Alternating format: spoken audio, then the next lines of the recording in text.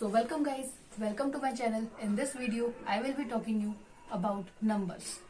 तो नंबर्स हम केमिस्ट्री में पढ़ेंगे. तो नंबर्स में हम सबसे पहले ज्योमेट्रिकल आइसोमेरिज्म के नंबर्स पढ़ेंगे. आप लोगों में से बहुत बच्चों ने सोचा होगा कि मैंने ज्योमेट्रिकल आइसोमर्स पढ़ा दिया, लेकिन ज्योमेट्रिकल आइसोमर्स को फाइंड करने के तो नंबर्स नहीं पढ़े कि कितने नंबर्स ऑफ ज्योमेट्रिकल आइसोमेरिज्म होते हैं कंपाउंड में.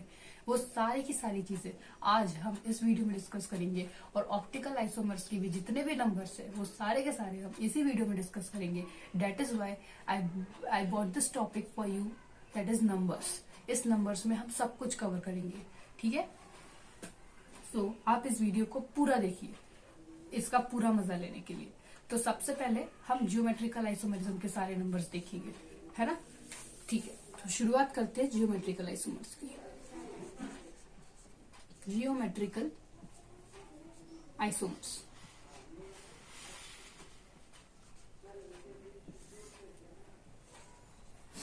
ठीक है, तो ज्योमेट्रिकल आइसोमर्स में क्या होता है, ये स्ट्रक्चर होता है कार्बन कार्बन डबल बॉन्ड, और इसमें ABCD कुछ भी देखने को आपको मिल जाएगा एज पर द कॉन्सेप्ट. तो आज मैं आपको यही नहीं बताऊंगी कि कार्बन कार्बन डबल बॉन्ड में ही जस्ट कैसे किस तरह से ज्योमेट्रिकल आइसोमर्स निकाला जाए. आज हम इस पर भी बात करेंगे कि अगर दो आपको ऐसे अगर आपको इतना बड़ा कंपाउंड भी मिल जाए जिसमें दो डबल बॉन्ड्स हो या फिर तीन डबल बॉन्ड्स हो, है ना, तो भी आप किस तरह से टैकल कर पाए, वहां पे ज्योमेट्रिकल आइसोमेरिज्म की कितने नंबर्स हो सकते हैं वो चीज हम डिस्कस करेंगे, ठीक है. तो आज हम पहला स्ट्रक्चर लेते हैं इस चीज को समझने के लिए, ठीक है ना. तो मैं स्ट्रक्चर के थ्रू आपको पढ़ाती हूँ कि किस तरह से हम ज्योमेट्रिकल आइसोमर्स को निकालते हैं. देखो, तो जब मान लो हम 4 कार्बन्स लेते हैं, CH CH CH CH. बस मैंने डिफरेंस क्या कर दिया कि यहाँ पे A लगा दिया और यहाँ पे B लगा दिया. तो इससे क्या आपको दिख रहा है कि ये जो कार्बन्स है ये अनसिमेट्रिकल कार्बन है. जब भी किसी चेन के एंड में ऐसे एटम्स लग जाए जो कि डिफरेंट है, उनको क्या बोलते हैं, अनसिमेट्रिकल कंपाउंड्स. और अगर आपको ऐसे अनसिमेट्रिकल कंपाउंड्स दिख जाए एंड में, एंड पॉइंट में, ऑलवेज रिमेंबर एंड पॉइंट, ठीक है ना, मैं यहाँ पे लिख देती हूँ, ऑलवेज रिमेंबर एंड पॉइंट. अगर एंड पॉइंट में आपको डिफरेंट दिख जाता है, इफ डिफरेंट एटम्स, तो क्या होगा, उस चीज की बात कर रहे हैं, ठीक है ना. ये वो कंडीशन है, always remember and point if different atoms. तो ज्योमेट्रिकल आइसोमर्स कितना हो जाएगा, मैं उसको G और I से रिप्रेजेंट करूंगी. तो उसका वैल्यू हो जाएगा 2⁻n, वेयर n क्या हो जाएगा, is the number of double bond.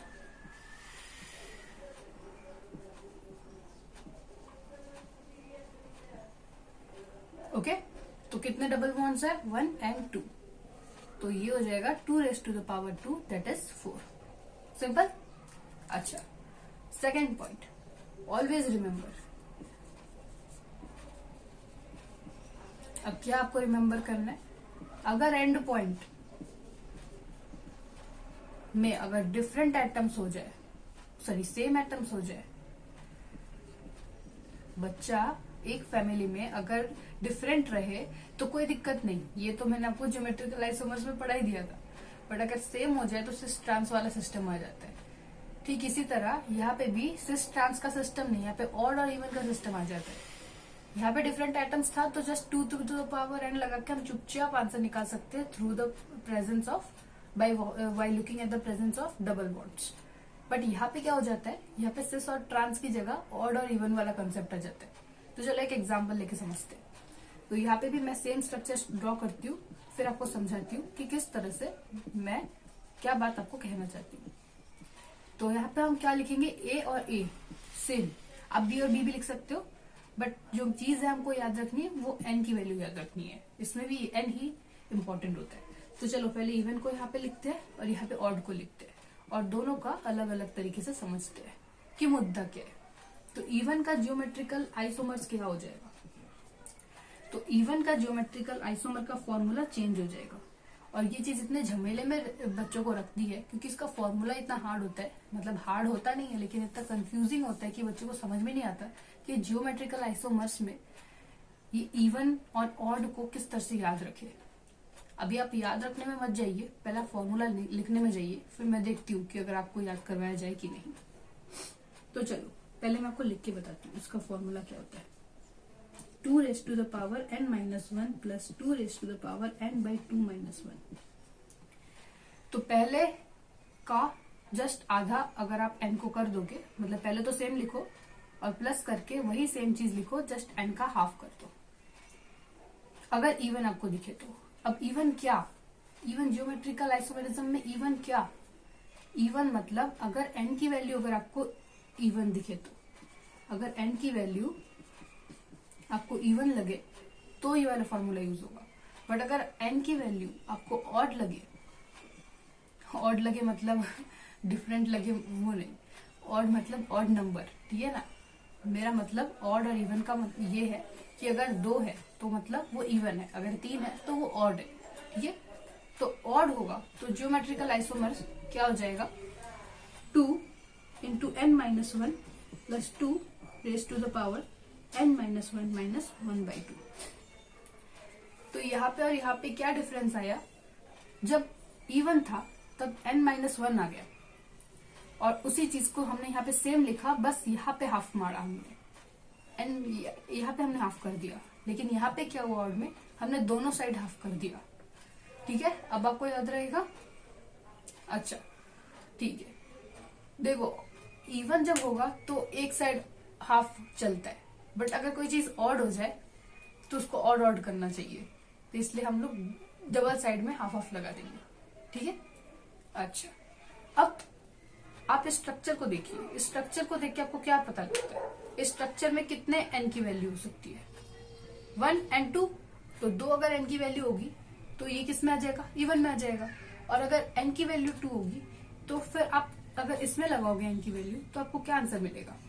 चलो यहाँ पे 2 लगाओ, 2 माइनस 1 प्लस 2, 2/2 माइनस 1। तो आपको क्या निकल के आता है, 2 minus 1 is equal to 1 plus 2, 1 minus 1।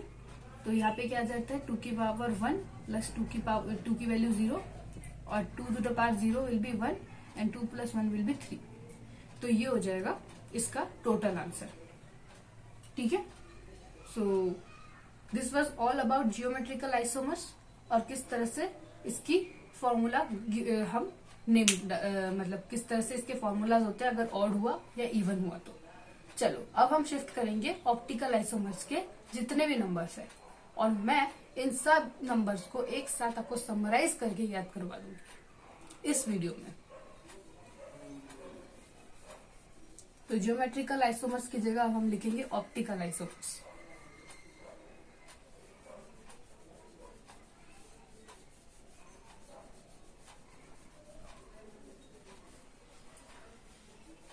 और आप इस वीडियो को इस मकसद में नहीं देखें कि आपको जस्ट ये वीडियो देखना है, आप इस वीडियो को इस मकसद से देखिए कि इस वीडियो के एंड तक आपके दिमाग में छप जाए एक एक फॉर्मूला, ठीक है।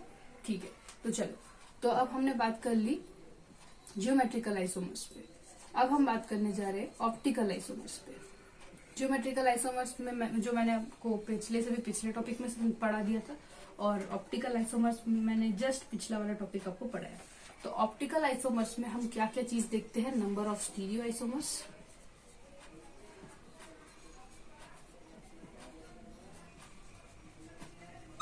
फिर हम क्या देखते हैं, ऑप्टिकल आइसोमर्स,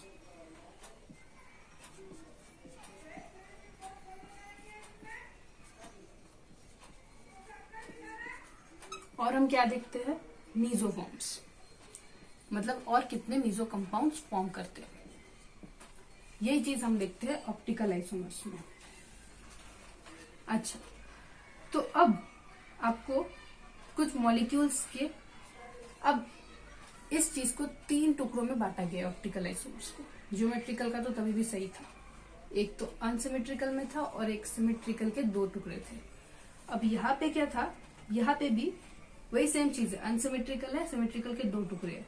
लेकिन प्रॉब्लम क्या है कि आपको हर एक के number of stereo isomers, optical isomers और मीजो कंपाउंड्स निकालने हैं, और वो चीज इस स्लाइड में बिल्कुल नहीं आ सकती। तो उस चीज को, क्योंकि फॉर्मूला इतना ज्यादा बड़ा है कि ये स्लाइड उसके लिए इतना भी स्पेस कवर नहीं कर सकती, तो इस चीज को करने के लिए मैं इसको मिटा देती हूँ, सो डैट आपको दिक्कत नहीं आएगी।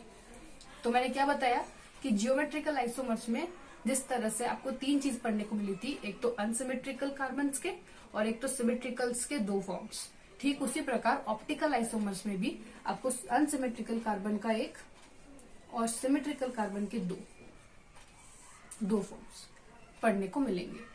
तो हम पहले यहाँ पे लिख देते हैं कि हमको क्या क्या पढ़ना है। पहले तो हमको पढ़ना है कितने इसमें ऑप्टिकल आइसोमर्स है। Optical isomers, I am sorry, यहाँ पे मैं अनसिमेट्रिकल लिख लेती हूँ।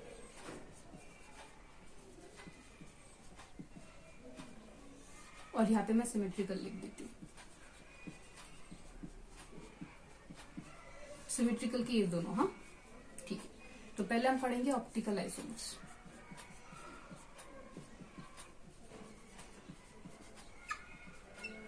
ठीक है, फिर हम पढ़ेंगे मीजो आइसोमर्स।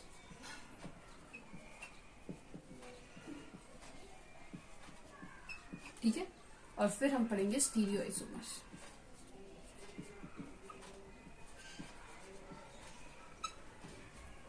अब सिमेट्रिकल में हम वही चीज पढ़ेंगे बट उसके और 2 टुकड़े हो जाएंगे, और वो टुकड़े हम यहाँ पे नहीं कर सकते क्योंकि यहाँ पे एक ही चीज आएगा, यहाँ पे एक चीज आएगा। तो मैं सिमेट्रिकल आइसोमर्स को यहाँ इस तरह से लिखती हूँ। चलो, optical isomers, meso isomers, stereo isomers.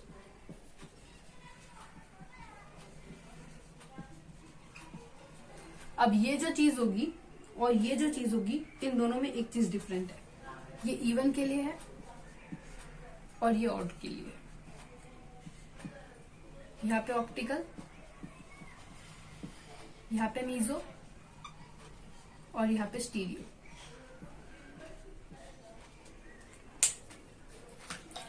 चलो, अब ऑप्टिकल आइसोमर्स का हम देखते क्या होता है।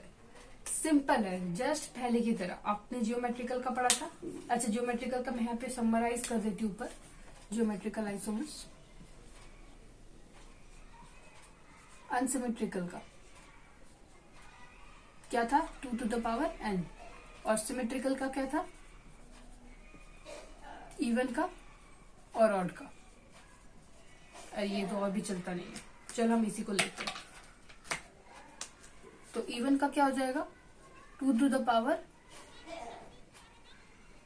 n-1 plus 2 to the power n/2 - 1, और यहाँ पे क्या था, 2 to the power n-1 plus 2 to the power n/2 - 1/2, दोनों।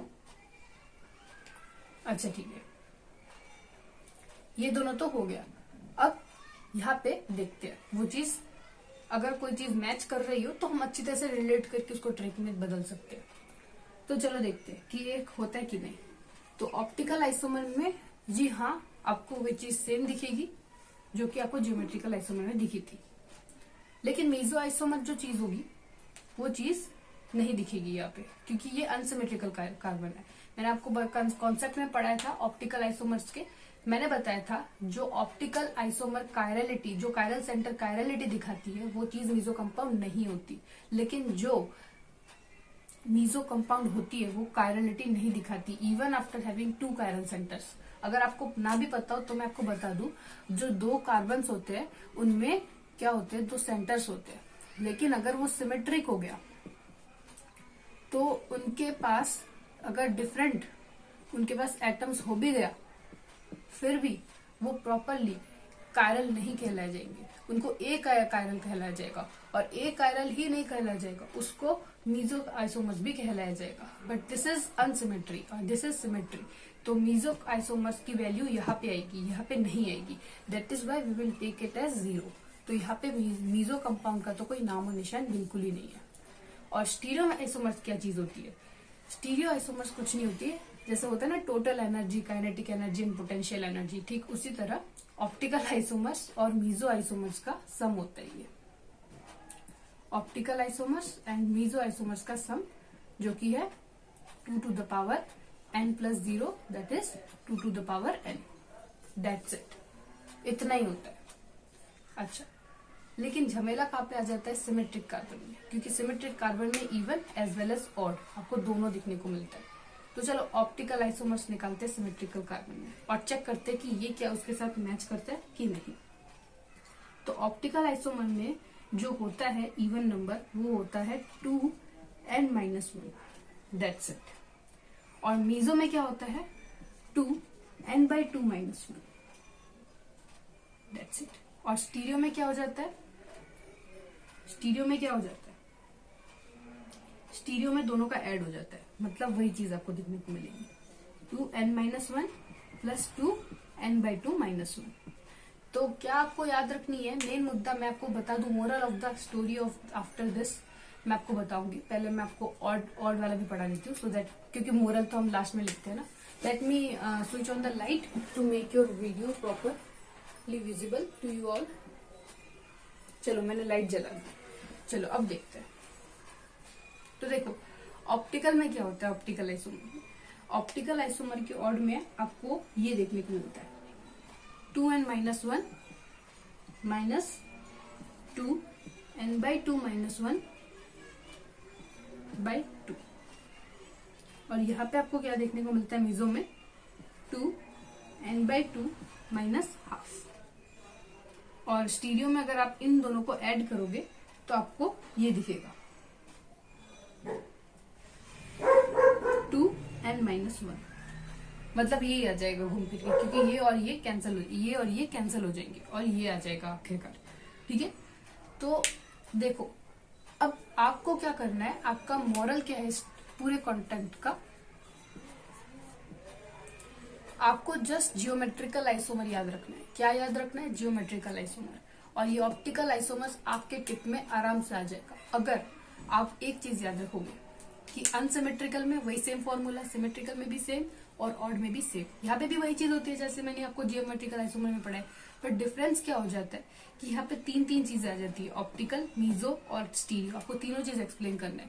स्टीरियो इतना बड़ा नाम है कि आपको घबराने की जरूरत नहीं है, आप जस्ट नाम से ये चीज याद रखना। स्टीरियो इतना बड़ा नाम है, मतलब ये किसी चीज का टोटल होगा। बड़ी चीज दो चीज के कॉम्बिनेशन से ही बनती है। तो स्टीरियो आइसोमर इतना बड़ा नाम है, तो ऑफकोर्स इसमें दो चीज का कॉम्बिनेशन है। तो किस चीज का कॉम्बिनेशन है? O for optical and M for meso. तो इन दोनों का कॉम्बिनेशन यहाँ पे आ जाएगा।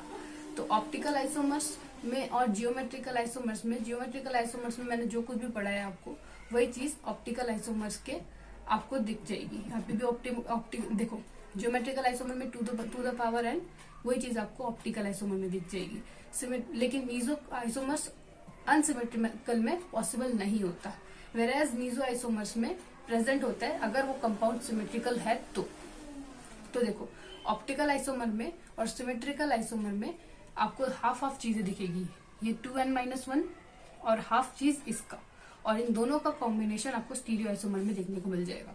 तो आपको क्या याद रखना है? ये चीज याद रखना है। अगर आप ये चीज याद रख पाएंगे तो ये आप स्टीरियो आइसोमर्स में डाल सकते हैं और इसका हाफ टुकड़ा ऑप्टिकल को डिस्ट्रीब्यूट कर देना और इसका हाफ मीजो को डिस्ट्रीब्यूट कर देना।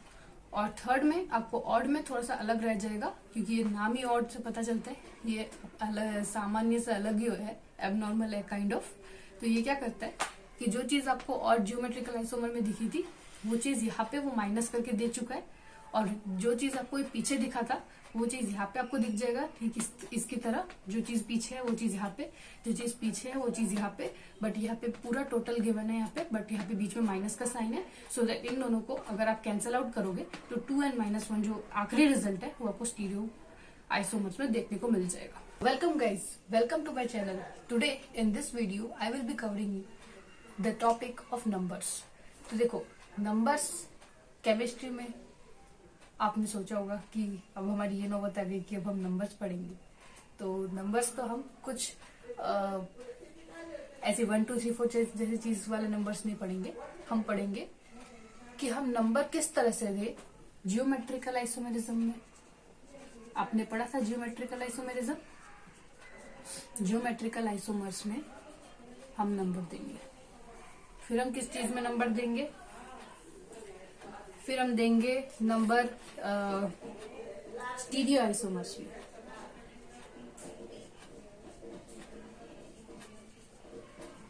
फिर हम किस में नंबर डालेंगे? ऑप्टिकल आइसोमर्स में। पहले थी।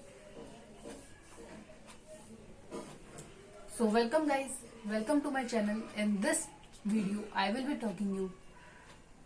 So welcome guys.